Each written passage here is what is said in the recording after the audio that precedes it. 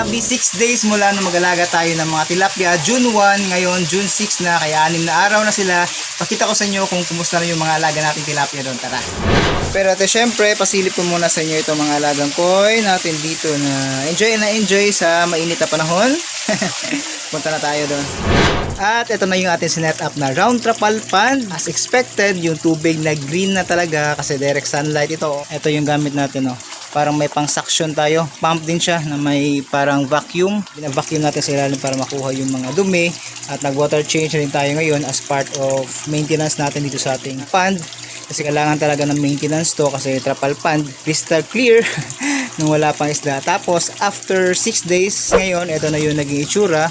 Pero goods naman, healthy naman yung mga lagas na natin. Nakarang araw may mga namamatay. Siguro ito pang 5 or pang 6 na ito. Nagpapakain pala tayo sa kanila 5 times a day. Start tayo ng 8 ng umaga. Yun yung time na available lang talaga tayo at consistent na magagawa natin. 8, 10, 12, 2, at saka 4 p.m. So yun yung feeding routine natin sa mga tilapia natin. So nakaubos na sila ng 1/4 eto, pakain nila.